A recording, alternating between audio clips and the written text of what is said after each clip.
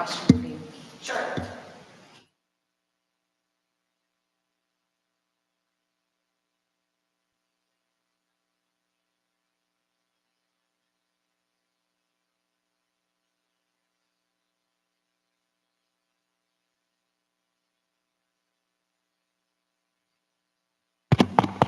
Mine.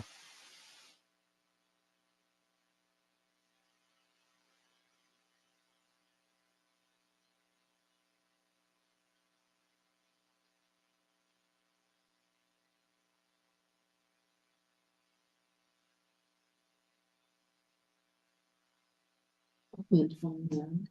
This is an opportunity for us residents to chime in, and you could create polls. But they have to register for this, and, so I'm gonna shut it down. Well, access to it, but, I'm gonna see if Tony can track this to see if we're paying for this. If we are, we should stop. Because if we're looking for any kind of community engagement, we could do that. Sorry. Thank you. To, have anyone sign up for the problem. It could have been John Reese's. His email address is the only.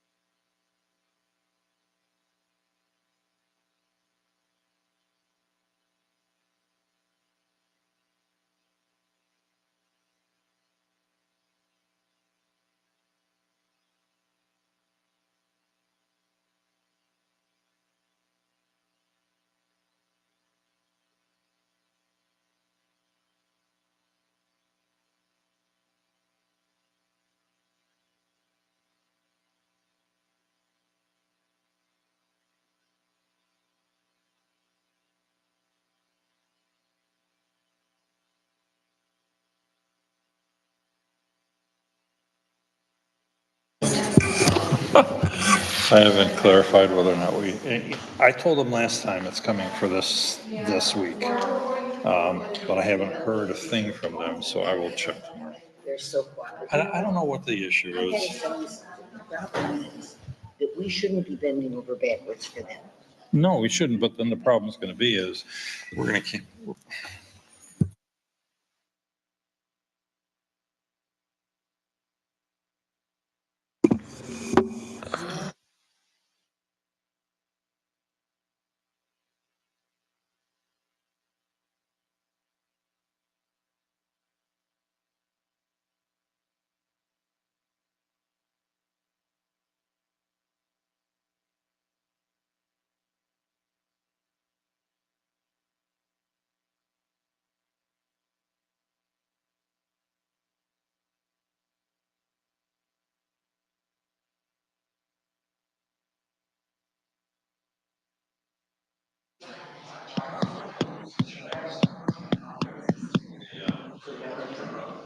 check.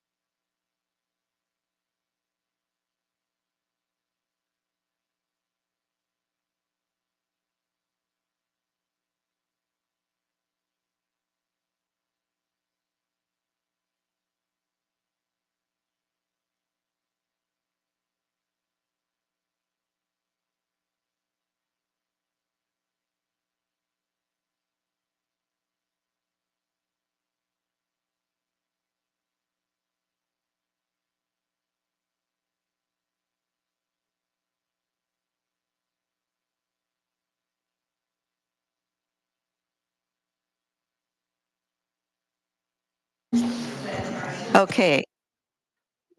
7:30, and I'm going to call to order the meeting of the Board of Trustees of the Village of Riverwoods. Will you please stand with me and say the pledge? I pledge allegiance to the flag of the United States of America and to the republic for which it stands, one nation, under God, indivisible, with liberty and justice for all. Thank you. Roll call, please. Mayor Ford, Present. Trustee Clayton, Here. Trustee Dickin, Here. Trustee Eastbond, Here. Trustee Hollander. Here. Trustee Damerson is absent. Trustee Smith, Here. we have a quorum. Thank you. First order of business is approval of the minutes of the Board of Trustees meeting of August 2024. May I have a motion, please? Motion to There a approve. second? Second. Are there any questions or comments, additions, deletions for the minutes? Seeing none, all in favor, say aye. All Aye. opposed, same sign. Thank you. Moving on to the Finance Director's report. First, we'll ask for a motion for approval of the bills, please. So moved. Is there a second? Second. Are there any questions or comments? Seeing none, roll call, please. Trustee Dickin. Aye. Trustee Eastbond, Aye. Trustee Hollander. Aye. Trustee Smith, Aye. Trustee Clayton, Aye. motion carries. Thank you. Director Vasquez, please. Thank you, Mayor. Just one item for my report. I just wanted to clarify that the finance workshop on October 15th will start at 6 p.m., the same as it did last year, and we'll provide sandwiches or some sort while we have our finance workshop discussion. Are there any questions? Do you have anything else for us this evening? No other items. Okay. Are there any questions for our Finance Director? Okay, seeing none. Treasurer's report. Our treasurer is not with us this evening. Director of Community Services report. Director Witt, please. Thank you, Mayor. Just two quick items. Due to the calendar of events, there was no adjudication hearing since the last Board of Trustees meeting. The next meeting is scheduled for September 19th, at which we hope to close out our two current cases. And then for the Saunders Road resurfacing project, the Phase 3 portion, which is construction observation, as we discussed at the last board meeting, that we're under the in the process of interviewing several different engineering firms that have applied to potentially do that work for the village. We're going through interview process and checking references at this point with the path to bring a recommendation to the village board on September 17th as far as recommendation for hire. That's all I have, unless there's any questions. Are there any questions for our director? Trustee Eastman. I just wanted to say I drove down Lake Cook Road and was looking. I think they patched the potholes and they did do the median. So thank you for being attentive to that. And I know that probably isn't very easy to get done. They didn't do the greatest job, but at least it was something. I will take no credit for that this time around. Bank it. Are there any other comments or questions, suggestions? Okay, seeing none. Consultants report. Attorney's report, please. The intergovernmental agreement between the village and Lake County was approved by the Public Works and Transportation Committee of Lake County, and that means it's being sent to the full county board for approval on September 10th. We're going to have another meeting, I think tomorrow actually, to discuss some more coordination with preparing plans and subdivision plat for the Federal Life property. But if this is approved by the county board on the 10th, that will be about a week before our due diligence period expires. And I think that we, at that point, have pretty much accomplished an agreement with Federal Life and accomplished with the fire district and an agreement with Lake County. The Federal Life insurance company tells us that they would like to go ahead and try and meet the scheduled closing date on October 15. So we're still targeting that as the closing date. That's it. Are there any questions for our village attorney? Okay, moving on. Our engineer is not with us, ecologist not with us. The Plan Commission report. Chair Brightcoff, please.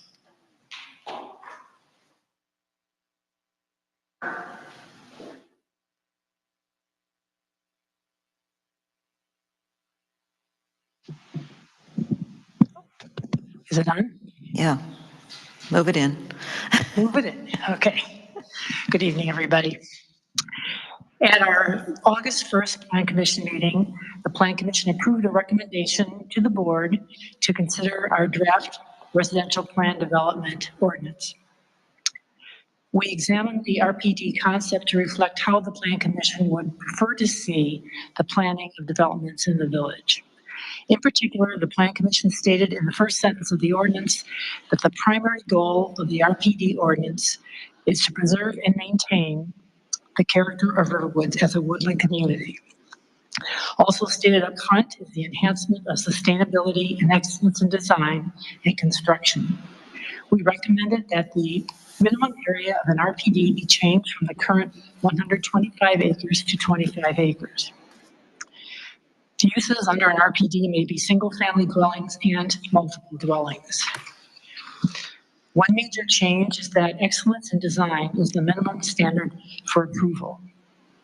An applicant must address several design elements in its proposed site plan, including 1, site design excellence elements such as natural conditions which preceded the development, respect for the character and condition of the surrounding properties, reflection of an organic organization of buildings, roadways, open spaces, and activity areas that extends the woodland character of the village, providing landscaped areas beyond the minimum requirements, emphasizing the use of native plants. Other minimum elements are preservation of open space, buildings in sympathy with the natural features of the site and that incorporate energy efficient design, stormwater management that meets village and county requirements with detention or retention facilities that are naturalized, sustainable, and biologically diverse.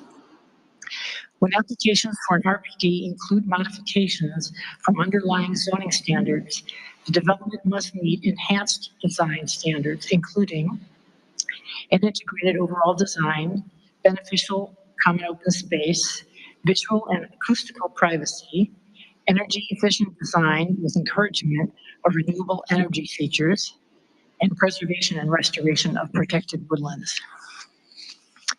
If an applicant wants to increase density limits under the relevant zoning district, it must demonstrate a specific public benefit by satisfying the enhanced design standards mentioned earlier, provided the maximum density of an RPD shall not exceed 6 dwellings for every 40,000 gross square feet of land area. The ordinance provides a list of eligible design features of public benefit, including adaptive reuse of existing structures, alternative energy sources, green roofs and rain gardens, electric vehicle charging stations, habitat restoration, stormwater detention capacity beyond site needs, sustainable design and construction, water efficiency and conservation, and improvements, dedications, and amenities that benefit the village. The board must make certain findings about the proposal. New provisions under our ordinance recommendation are conformance with the comprehensive plan and general planning policies of the village. And what's new is the Plan Commission added sustainable practices and environmental protection. RPD includes an affordable housing plan, and the development satisfies the enhanced design standards as a condition of granting zoning modifications. So that's a summary of our proposed ordinance. I'll also talk about the text amendments. I know we're going to discuss it later, but I might as well cover it. Before we go to the text amendment, may I ask the board if they've got any questions with respect to the RPD? Right. Am I saying that right? Okay, RPD. By the way, are we also still scheduling Michael Blue for the 17th? I think he set that date aside, so we might. Yes. September 17th, yes. Yeah. Yes. So yes. we didn't mention that, but one of the representatives from Tesca Associates we thought might be useful to come and give a very full presentation of the purpose of this ordinance to the board. It just sort of I wouldn't call it a workshop, but an informal presentation just to understand in more detail what our chair has just described. That would be good. Trustee Clayton, please. So the first reading of the ordinance is scheduled for the 17th? Not at first reading. No, no, no. The idea is for the board to hear about it, to think about it, to discuss it, and then the board's action would be to direct it back to the Plan Commission for a public hearing. It hasn't had a public hearing on this. All it's done is develop the concepts. Are there any other questions or points of clarification needed? Okay. Thank you very much. Sure. I mean, continue. Yes. Okay. The other part is going to be raised later, but I might as well cover it. Plan Commission conducted a public hearing on August the 22nd to consider 2 zoning text amendments relating to the federal life property. It approved both text amendments. The first amendment added a new permitted use in the ONR1 district for governmental facilities such as fire stations and stormwater detention. The second amendment removed the special use for multiple family housing from the 1R single-family residential district.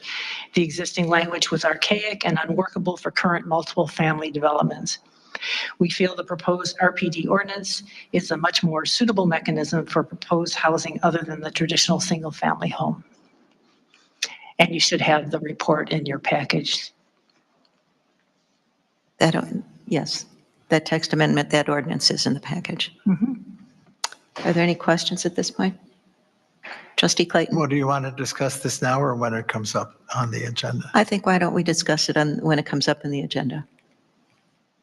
Okay. Good. Thank you very much. Zoning Board of Appeals. This is so wonderful. Is it on? Yes. I have nothing to report. Thank you very much. You're welcome.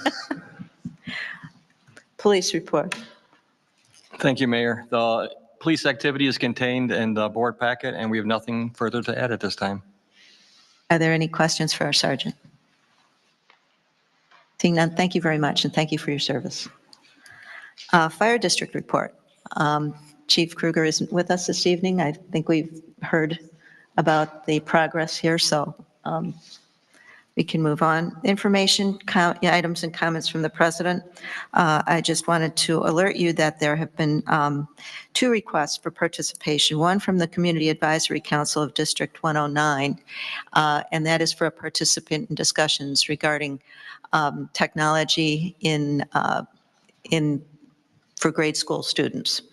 And I have asked Dr. Raff if he would please participate in that group for us, and he said yes. Les Raff has 16 years on the District 125 School Board, and I think his participation is most appropriate. So I just wanted to alert you to that. The second one is a task force on, this is a mouthful, interjurisdictional industrial zoning impacts. There has been a task force formed by the state, and there is a spot on there for a proposed candidate. The IML reached out and asked for the name and candidacy of a municipal employee from Riverwoods. So I have forwarded Director Witt his credentials there, and they're in touch, and we'll see what happens if he actually is not a candidate but gets appointed to that particular task force.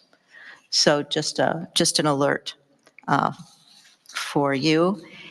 And past that, I think I would just draw everyone's attention to an item that will be coming out in our newsletter, and that's about Stormwater Management Commission putting on a Zoom conference regarding stormwater management for HOAs and certainly anybody else that cares to listen in.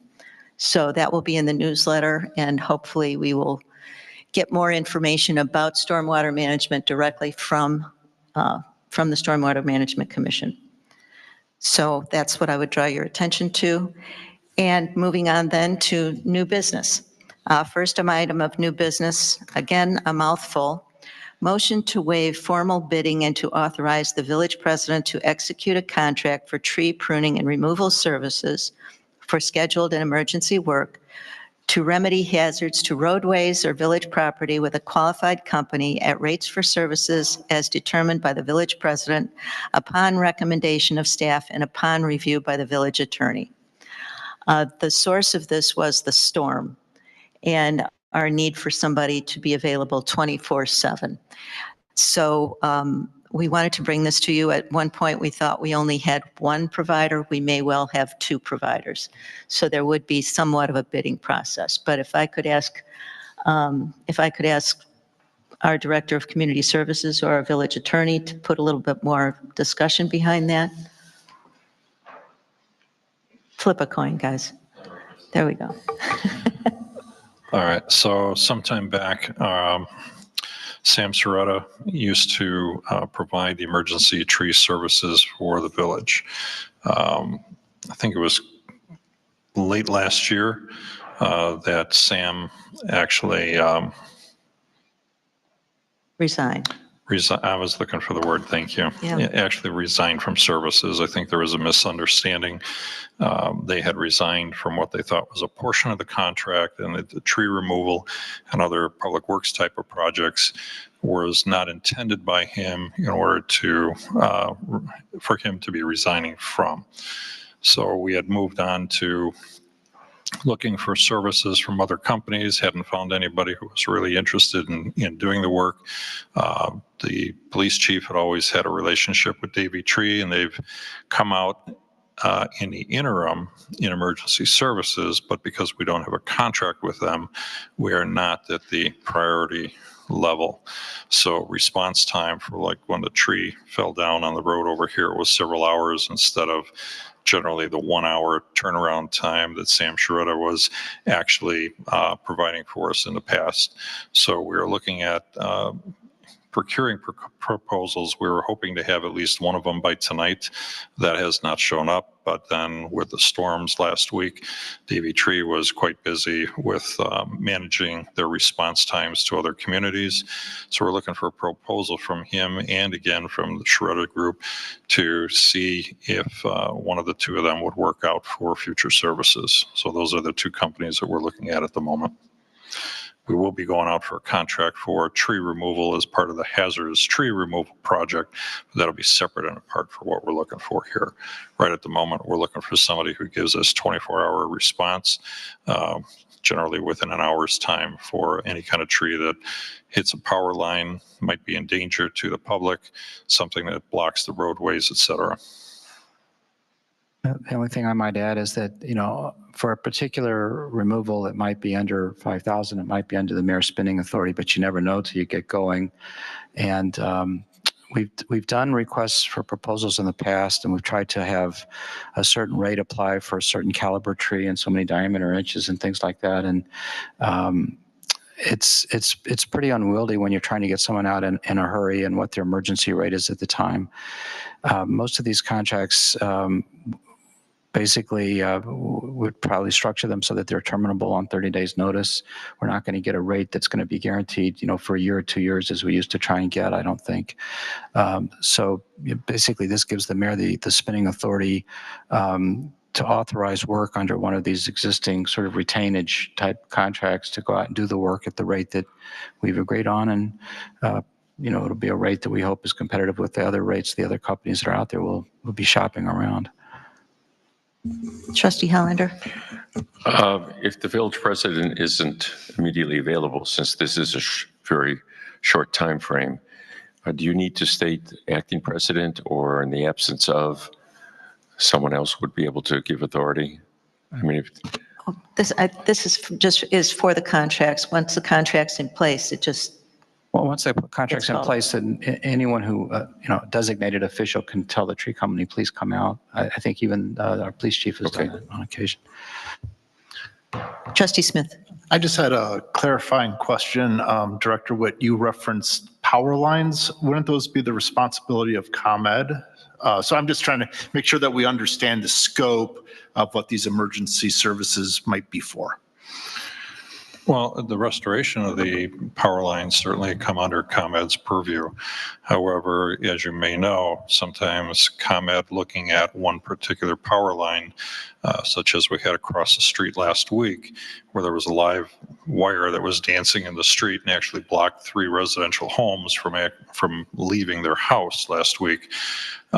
Having somebody to come and remove a tree that might be part of that cause, if it's safe for them to do, is a heck of a lot faster than ComEd coming out, which may put that at a lower priority, because what they're looking at is the cost benefit to residents. Whereas if they dispatch a crew that can bring power back on for hundreds of folks, they're not going to take that same crew and put them on something that's only disrupting the lives of 3 residents. So if I was to capsulize that, just for my understanding, it's if ComEd's not responding quickly enough, we'll take action. If necessary to protect the public, we would. Correct. Yep, okay, thank you. Trustee Clayton, please. I'm interested in the language in the parentheses where it says for scheduled and emergency work. Why would we need to waive formal bidding for scheduled work?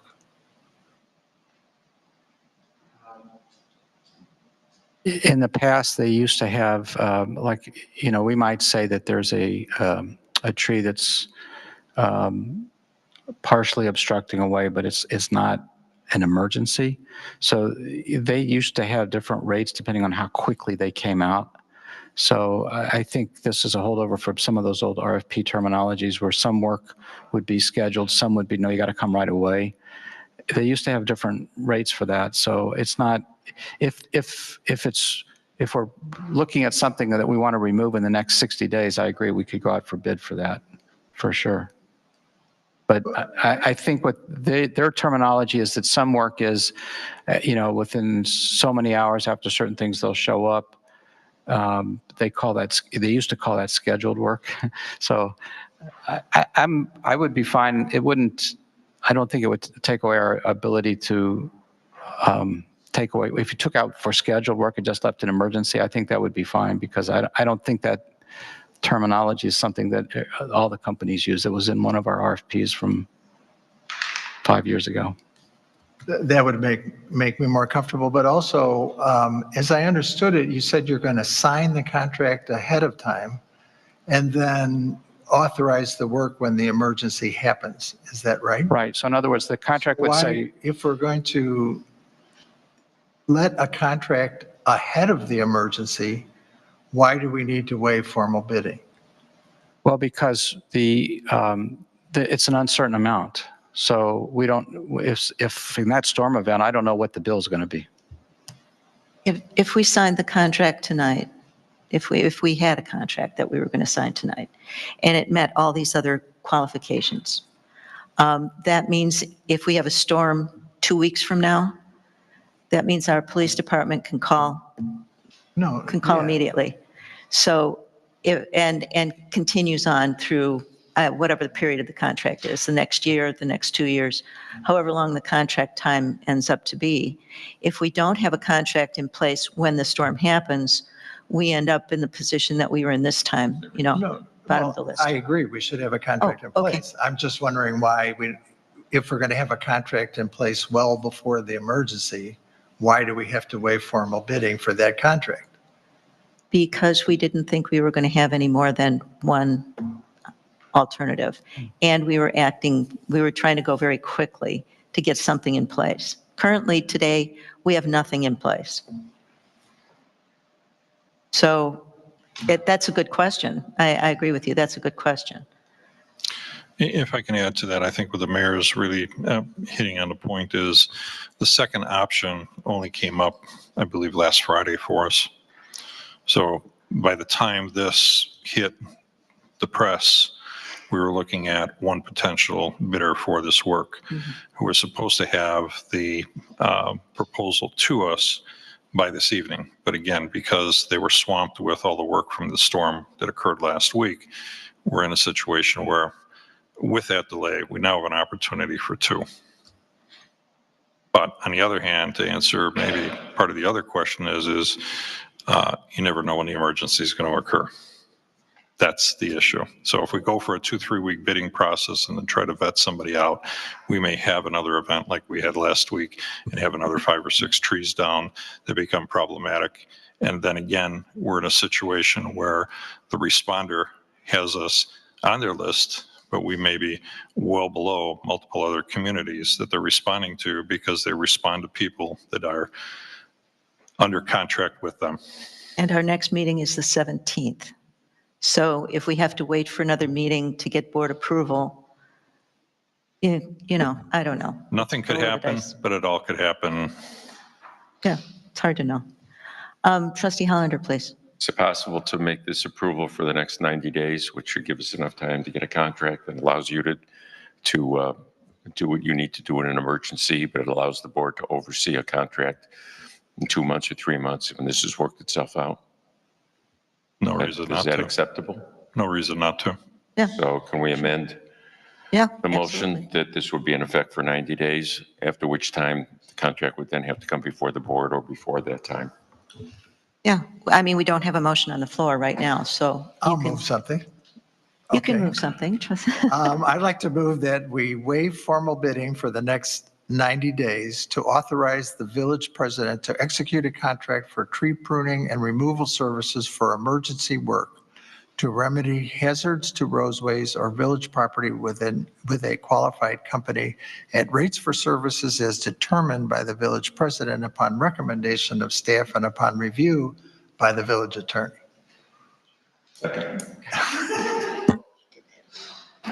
Did everybody get that? Yeah. We need a roll call vote on this, and it actually takes 2/3 of a vote to get a waiver of formal bidding. Okay. Is there any further discussion? Okay, seeing none, roll call, please. Trustee Eastmon? Aye. Trustee Hollander? Aye. Trustee Smith? Aye. Trustee Clayton? Aye. Trustee Diggin? Aye. Motion passes.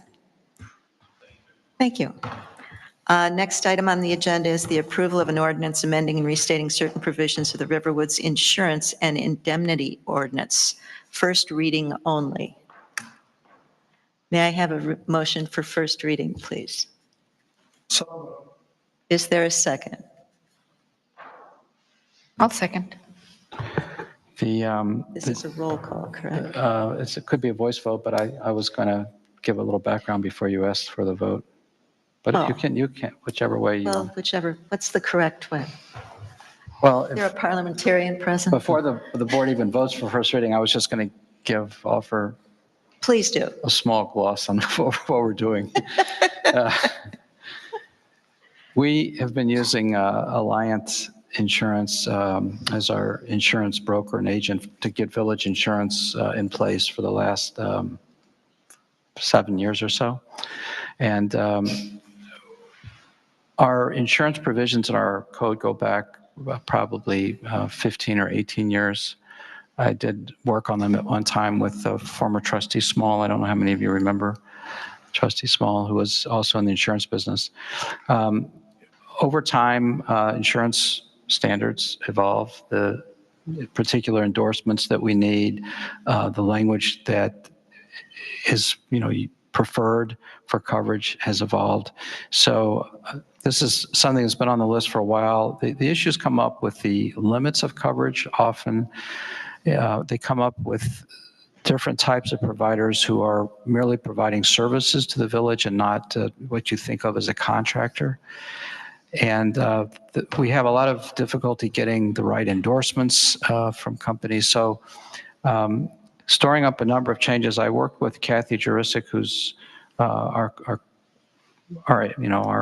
contact at Alliant and Alliant. And I work with Kathy on a number of insurance matters, not only for the village, and she's very, very knowledgeable, really clued into what is going on in the insurance industry. So I updated the ordinance in part to have better limits, in part to have better references to required endorsements, in part to give us a little more discretion when we have merely a service provider who we're not going to get a $5 million umbrella coverage for. So there are a number of changes in here. maybe after the, this meeting, before the next meeting, if you have any questions, let me know. But essentially, this has been reviewed by Kathy, and she concurs that these will be changes that improve our coverage. And occasionally, I would say, not that infrequently, when we have an insurance question on the kind of coverage we're getting, even though technically they're the broker, they're providing the insurance package for us, they're not really our advisor, but they, I guess you would say, in recognition of the longstanding relationship that they have with us, when we get in insurance certificates or something like that, we can often ask them to take a look, and they will say, oh, it's missing this, oh, it should have this. So they've been a partner with us in that. Larger villages, some places have full-time risk managers to collect all of these insurance papers and stuff. We don't have that. So the updating the insurance ordinance is really just all of a piece of trying to ensure our risk management a little better. Sorry for that long digression. That's good. We do have a good partnership with Alliant, with ICMRT, who is our insurance provider. And that partnership includes advisory and review services that we avail of ourselves of from time to time. I think we get a vote now, right? Okay, all in favor of the first reading, say aye. Aye. All opposed? Thank you. Moving forward, approval of an ordinance amending the text of the Riverwood zoning ordinance, adding governmental facilities as a permitted use under the O&R1 district, and removing multiple family as a special use in the 1R 42,000 square feet single-family residential district. May I have a motion for first?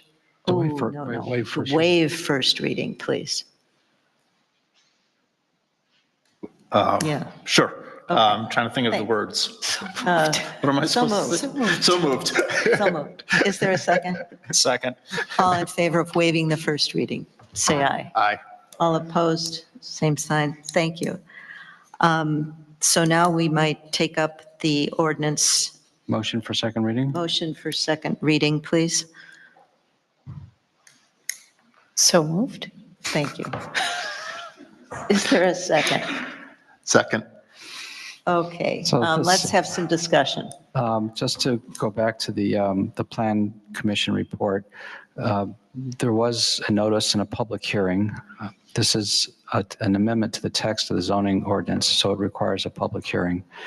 We did anticipate that the village would adopt a text amendment such as this, not in this particular form exactly, but such as this in our intergovernmental agreement with the fire district. The reason is that the existing language in the Office and Research 1 district allows for governmental offices. If you get, unfortunately, if you get 10 lawyers in a room and ask them whether a fire station with open garage bays is a governmental office or something else, I don't think you'll get the same answer from all 10 lawyers. I don't know. Andy and I might agree, but. Don't in any event. So the one issue was we didn't really want there to be any ambiguity about what was authorized in the Office and Research 1 district. The other, it clearly was hinting at governmental type uses. The other issue was that the Office and Research 1 district was originally devised for what was CCH, now Wolters Kluwer, and Discover. And one of those is 80 acres, the other is 50 acres. It was applied to Federal Life also, but the setbacks, the dimensions of it anticipated a very large campus with a lot of room around it. So if you look at the side yard setback and the front yard setback, it was a 100-foot buffer yard from the front lot line. The fire station building will probably be a lot closer to Deerfield Road than 100 feet. There was a 60-foot side yard or buffer yard in the campus approach. And here the fire district building will probably need to be closer to the side yard than 60 feet, I'm pretty sure. Also the same with so we're devising a lot of particular dimensions, about 2.5 acres or so, to host the fire station. And we looked at alternatives to how to accomplish this. The solution we hit upon is what you see here, is to not authorize departures from those standards from the other uses in the Office and Research 1 district, but only authorize departures for governmental facilities when approved by the village board. So we're really narrowly tailoring these modifications that the village board can make in the ONR1 district for a governmental facility. We tried to enumerate uses that would include the fire station plus amenities or other uses that the village board might devise for the site. Just as a point of comparison, the village hall was zoned to the public lands district, which has no setback, no buffer yard requirements, actually no bulk and use traditional bulk requirements at all. The police station and the fire station properties might have also been zoned to the public lands district. I'm not, memory is shaky on that, but I know the village hall property is. So we thought about that, but that meant that part of the property would be public lands, part of it, the part that the village might wish to sell in the future might also be public lands, and we'd have to rezone it back. So we thought, well, the simplest and most efficient way forward was to make this one change in the Office and Research 1 district that allowed us to proceed with the fire station, kept everything else sort of status quo ante for the rest of the Federal Life site.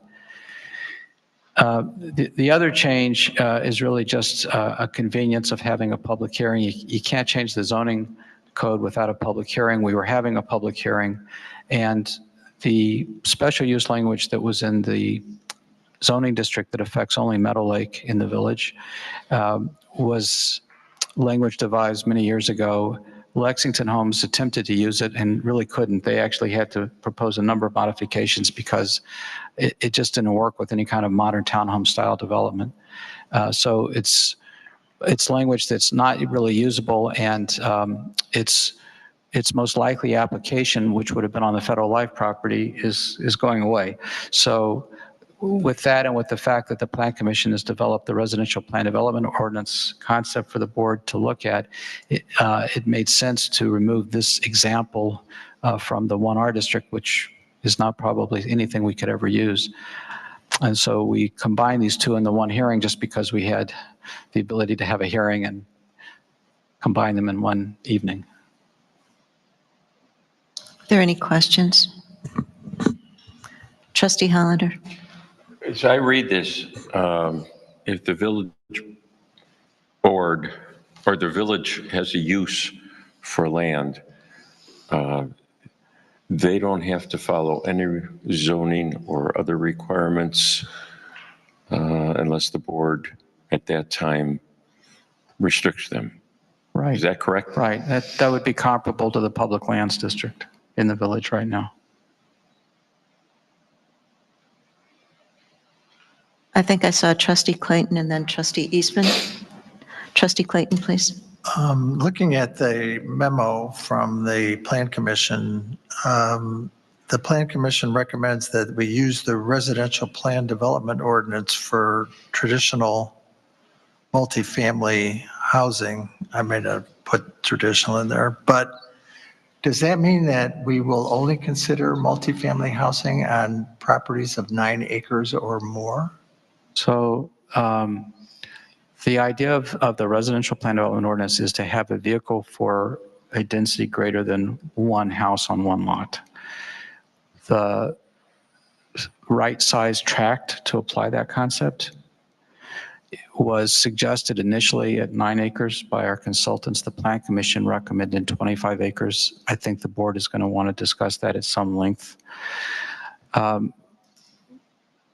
Practically speaking, the greatest likelihood of future plan development and future multifamily in the village would be on a site like Wolters Kluwer, like Discover, a large enough site to accomplish these aims. I think the Plan Commission felt that they did not want the plan development concept to be able to apply to 2 or 3 lots in South Riverwoods that just happened to be assembled. So that they were, I think they were specifically attempting to remove that possibility from someone merely assembling a few lots in what is already a single-family district. They wanted this to be able to be applied in some other area of the village. I don't know if that's quite answering your question. Again, we're eliminating the multifamily housing designation. And my question is, if we're only going to rely on the residential plan development ordinance, then whatever minimum is in that ordinance is going to be the minimum in the village for multifamily housing. Is that right? I think that's right, because we don't have a multifamily district anywhere else. The only place that multiple family special use currently exists is the 1R district, and there's nothing in the 1R district currently except Meadow Lake. So the Federal Life property is not in it. So there's no place currently in the village, unless something happened with Federal Life different than what we're anticipating. There's no place currently in the village where we have multiple family at all as a current authorized use or special use. There's no other. The theory that Lexington Homes was trying to pursue was to rezone the Federal Life property to 1R to take advantage of this. So if we remove this, it just means that we don't have the option of rezoning some other property to the 1R district and then applying this type of special use.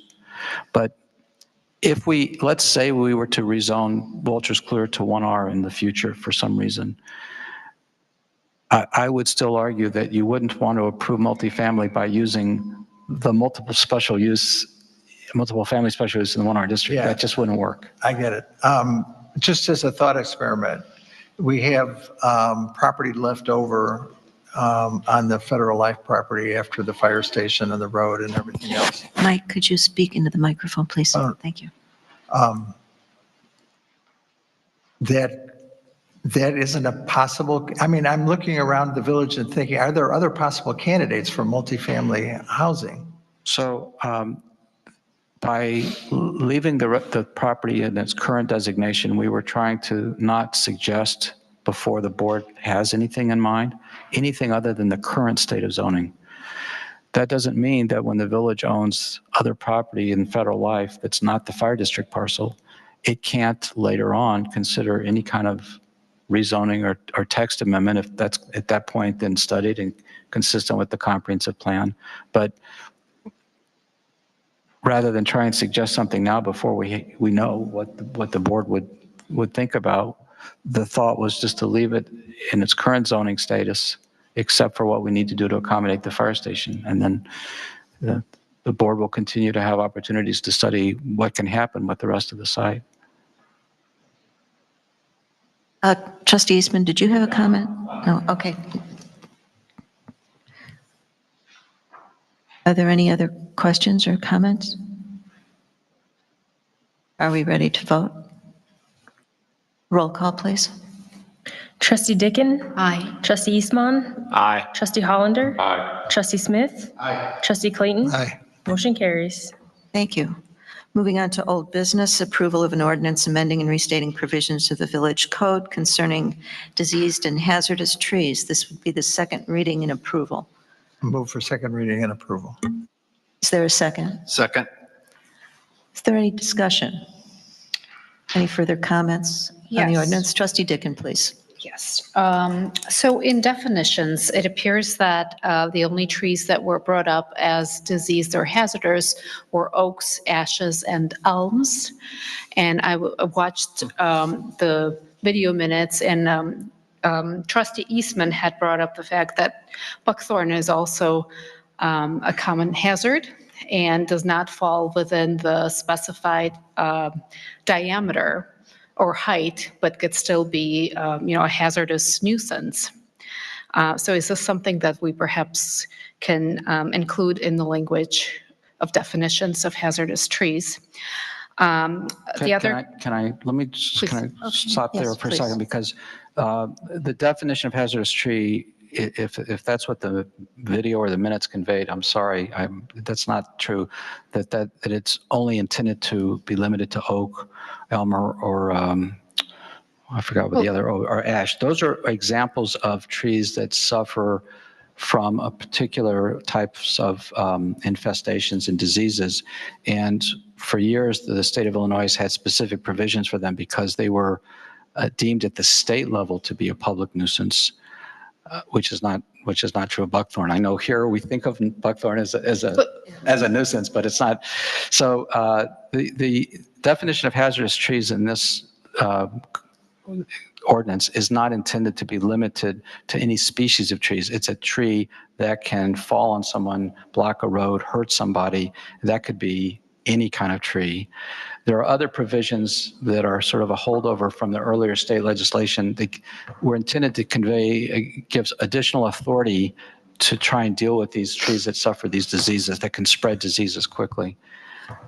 So I'm hoping. I'm not trying to be difficult, but I'm reading, and this is on page 38, all the way at the bottom, 5-4-2, diseased trees inspection reports, and it specifically lists elms and ash trees, and then item number B is oak trees. Right, those are trees that there's specific authority to request someone to get a report on because they can be infectious. But that doesn't mean they're the only trees that we would say remove because it's a hazard.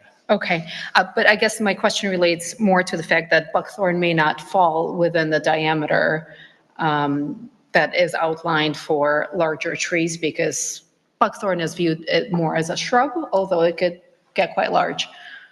It would be quite a step in a, we haven't ever done that to say that if you have buckthorn, we can declare it a nuisance and you must remove it. I think we have cost share programs, we have carrots and not sticks. We have authority to outlaw trees that are infestations that, they lead to disease. We have authority for public safety to force people to remove trees that can fall on a person or that are blocking a road. Do we have authority to outlaw a tree by telling someone, if that tree appears in your yard, you're required to remove it? I haven't thought about that question. I guess this leads more to the fact that if buckthorn happens to be a nuisance and a hazard, can the village request that the tree be removed permanently with herbicide so that it doesn't grow back and cause hazard repeatedly? The village can, under this ordinance, the village could tell someone to remove buckthorn if it's a hazard because it is about to fall on someone, it's blocking, not because it's just buckthorn, but because of No, I understand that, but my question is because it's, buckthorn specifically falls into the category of invasive species, can the village request that this invasive species be permanently removed?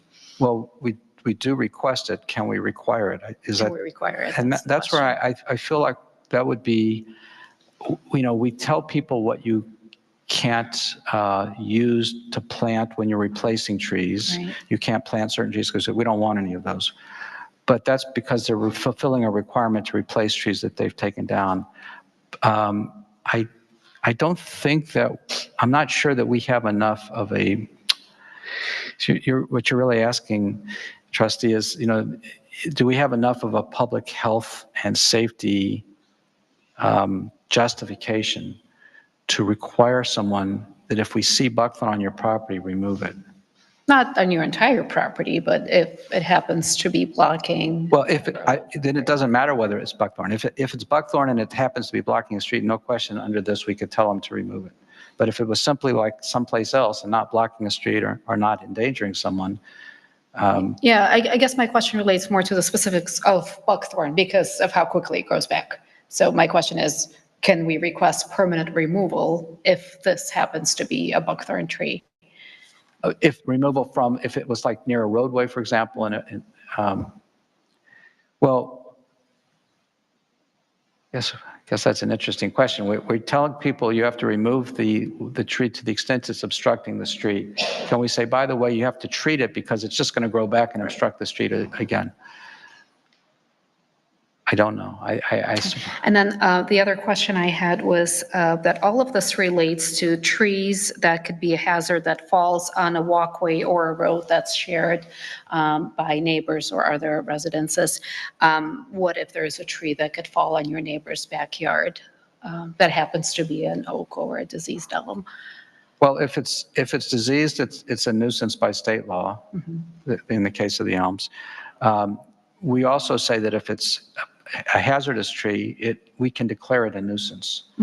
Now, a number of trustees, I think you weren't here at the first meeting we discussed this, and a lot of members of the public as well commented that they really didn't want the village to walk around their properties pointing out every tree that we thought was hazardous. And isn't the village's real interest in making sure that the roadways and the walkways and the paths?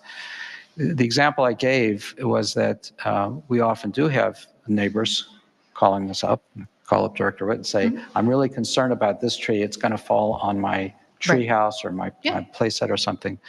And under this ordinance, we would have ultimately the ability to declare it a nuisance if we could get on the property and if we could inspect it. I just don't feel like it's spelled out.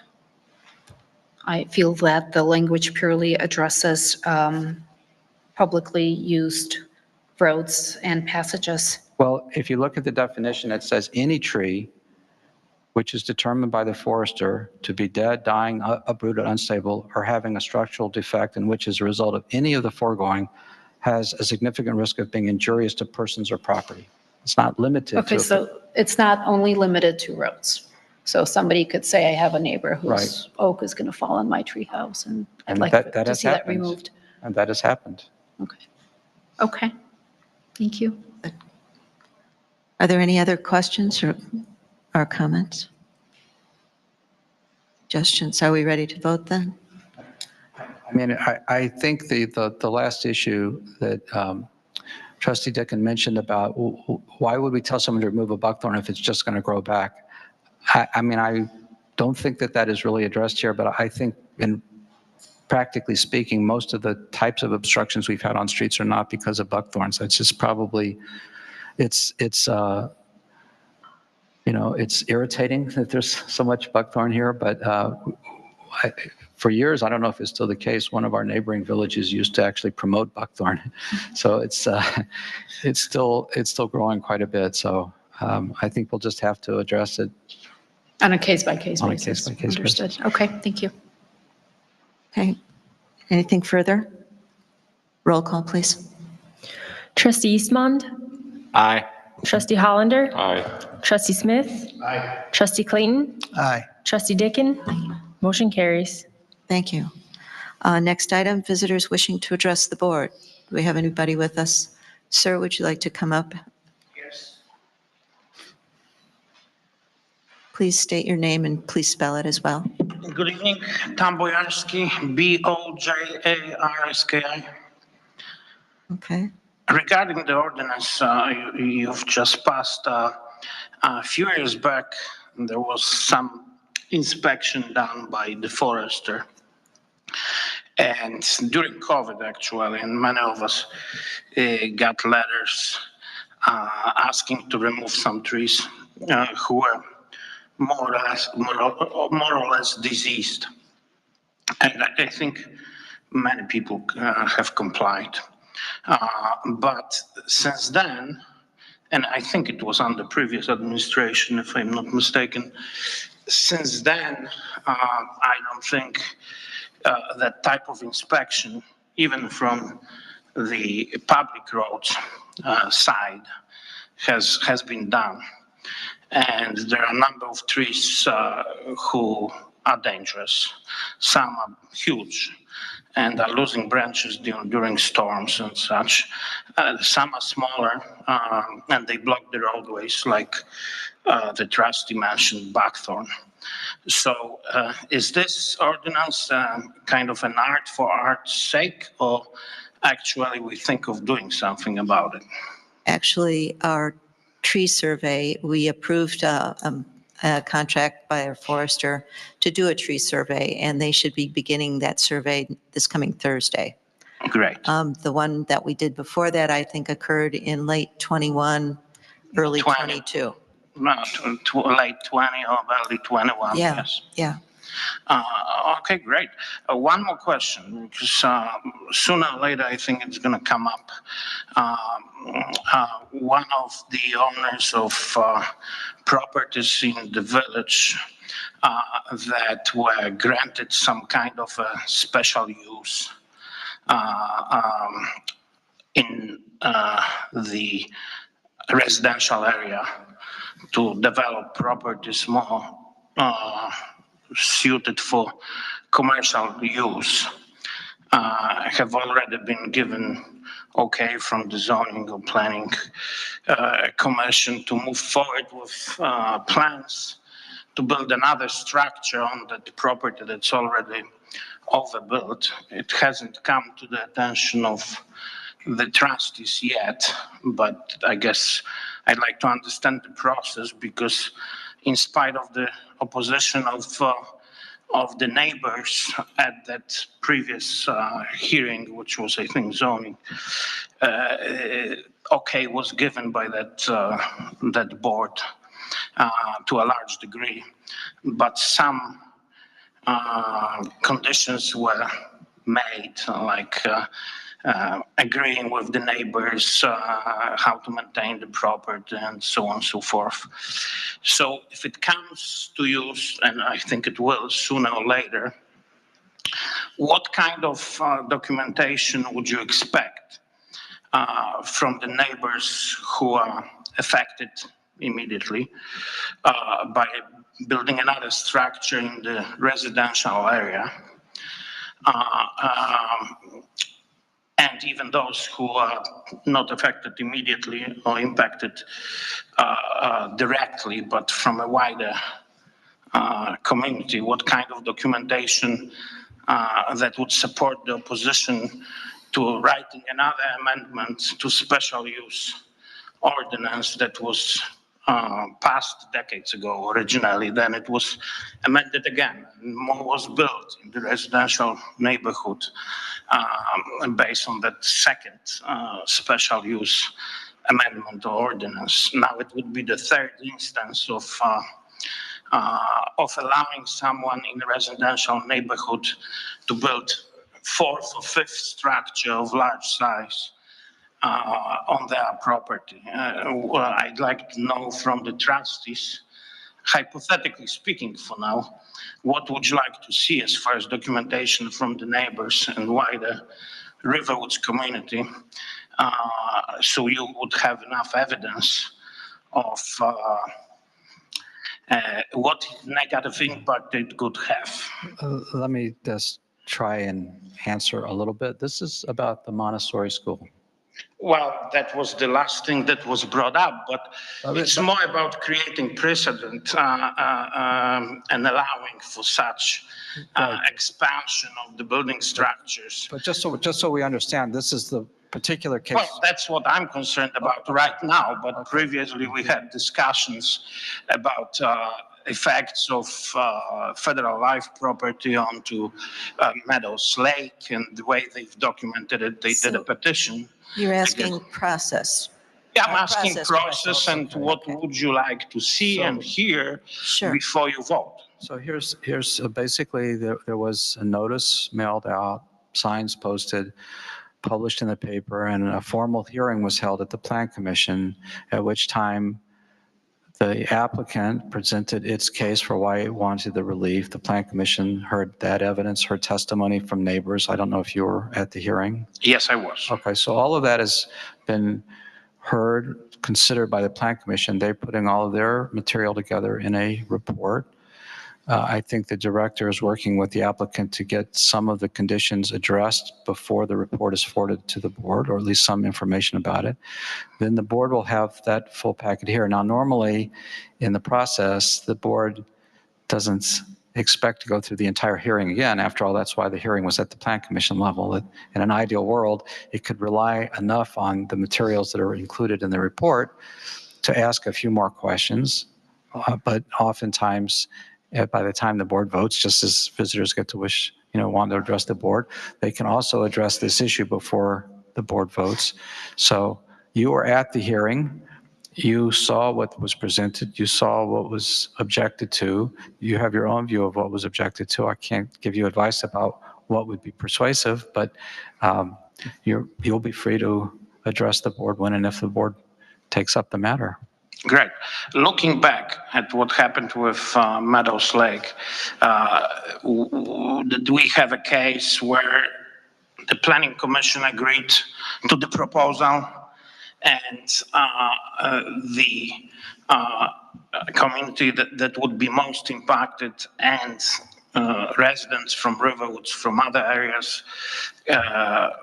did some kind of a petition or voiced their concerns. Would you consider it the right way to go? Because everybody was heard eventually. I just don't remember all the details how it was organized. Well, an applicant who had a contract right to purchase the property made an application, submitted materials in accordance with our code. Hearings were held after notice and mailings and publication in accordance with our code. The Plan Commission heard evidence and testimony.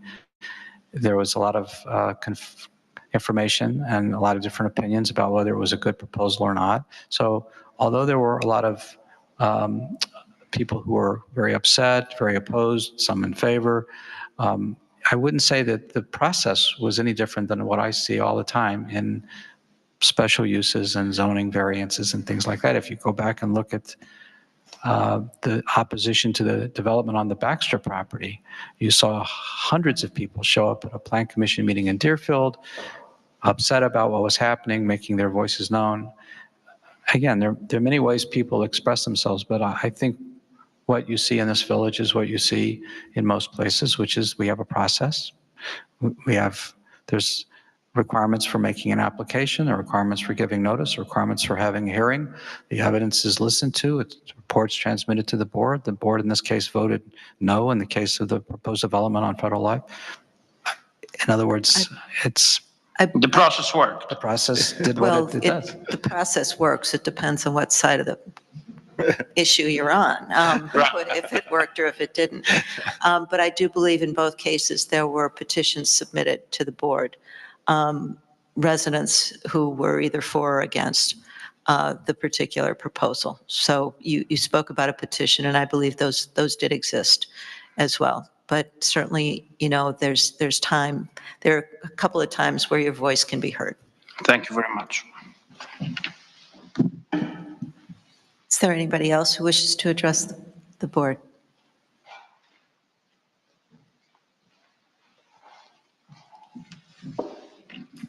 Good evening, Randy Merrill, Riverwoods Preservation Council. I wanted to remind everyone that we're having our native plant sale next Saturday here at Village Hall from 11 to 1.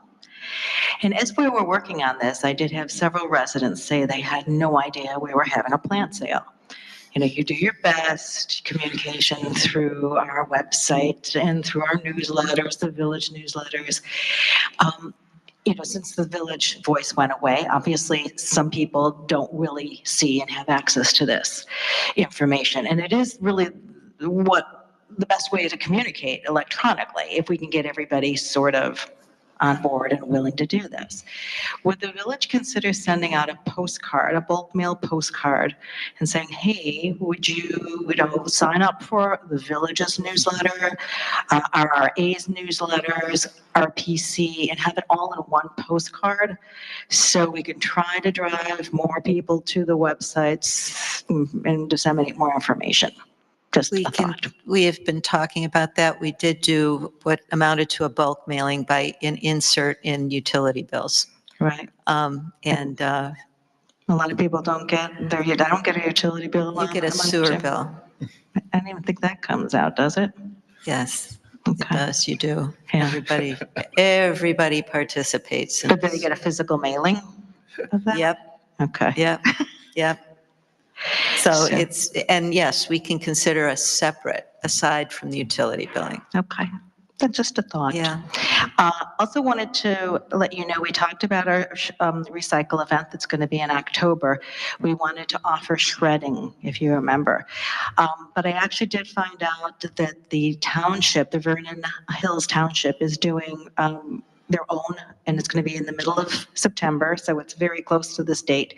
So I don't think there's a need to actually do the shredding event, and I wanted to let you know that for people that had suggested, contact information.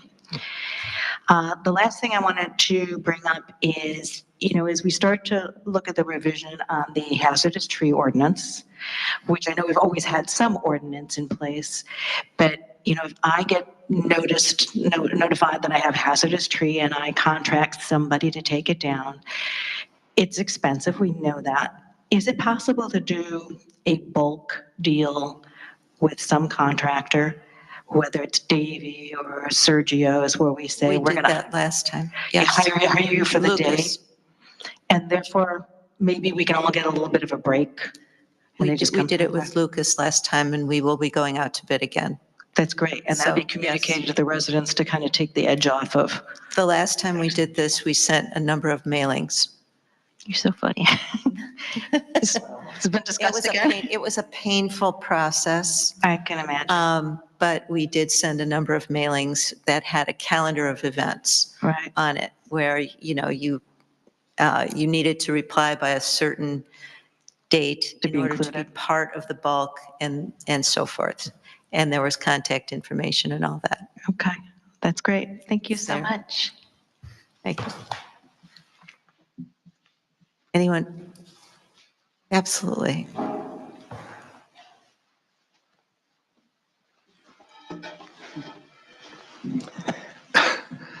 My name is Russ Romanelli. Is this on? Oh, there we It go. is. Yes, Russ it is. Romanelli. Thank you.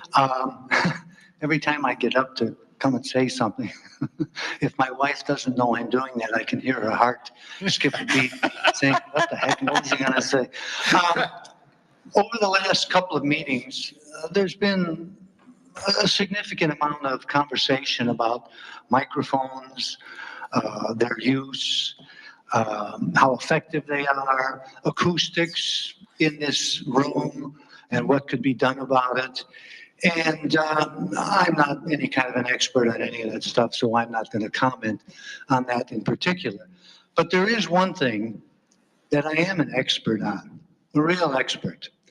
And what that is sitting out here, listening to all of you talk to each other and conducting your business.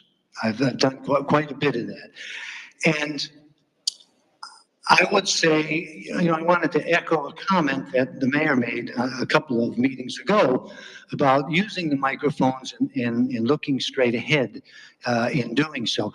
All of you have echoed, or some of you have echoed a degree of problem that exists in residents and visitors sitting out here hearing well. And believe me when I tell you that all of you here have the power in your hands to eliminate 90% of that problem. You do. You have that problem. And what it boils down to, first of all, let me say, I know that common courtesy in the world says that when you're talking to somebody, you look at them. And that works just about everywhere except right here. It doesn't work at all right here, unfortunately. And the way that we can hear you and hear you well is if you're looking straight ahead, no matter who you're speaking to. And I know that's hard, it's difficult, it's just we're not programmed that way. But to look straight ahead into the microphone, no more than about 8 inches away by my estimation. And the problems will just melt away in large part. Now, do we need different equipment or other microphones? I don't know, and I'm not even going to try to comment on that. But I do know with the equipment we have, those practices would really go a long way toward making it much easier for people out here to hear you. So in conclusion, let me just say to please remember, look straight, no more than 8, and you'll sound great. Thank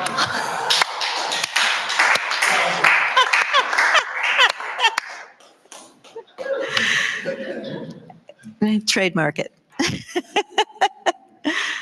Thank you very much. Does anybody want to follow that? Okay. Moving on, we have committee reports this evening. Topping list, Finance and Economic Development, Trustee Clayton. Okay, I think I got it. Since the last meeting, the TIF Review Board has convened. Director Tony Vasquez was introduced as the new TIF administrator. The people who were in attendance besides the village representatives were the Vernon Township Library and one public member. There was a lot of discussion about what's going on in TIF 1 and 2 and plans and what kind of increment was going to be developed all in all. It was a good meeting and we moved the process along. That's it. Are there any questions for Trustee Clayton? Thank you. Communications, Trustee Dicken, please. Thank you, Mayor. Very quickly, the village website will be migrated to the new Drupal 10 portal on Tuesday, September 10th at 10 a.m. There should not be any interruption to the website service. And we're trying to coordinate training for staff to take place either later this week or early next week, but it's minimum changes that should not impact any of the ways that we're used to maintaining the website. And then I also have a brief suggestion. So the published agendas for Board of Trustees meetings usually come with a template that lists reports from consultants, such as the village ecologist and the village engineer, who are frequently not here. And I feel that it's a little bit misleading to those who plan to attend the meetings and speak to the engineer or the ecologist. So my suggestion is to either remove them from the agenda or make a notation that they will not be present. Good idea. Are there any questions for Trustee Dicken? Thank you very much. Thank you. Next on the list, Woodlands Ecology Legal. Trustee Eastman, please. Sure. I just briefly add that for the past couple of months, I've been attending on a more regular basis virtually the RPC's meetings, and I found that very useful for understanding the issues and understanding how the Board of Trustees can be more effective in kind of helping amplify their message and piggyback off of some of the ideas that they have. So I intend to continue doing that on a regular basis, and I appreciate them allowing me to do it virtually since I'm downtown at work. So now it's a way of actually participating. So thank you. Are there any questions for Trustee Eastman? Okay, thank you. Land Use and Roads. Trustee Hollander, please. No report. Okay, Trustee Jamerson is not with us this evening.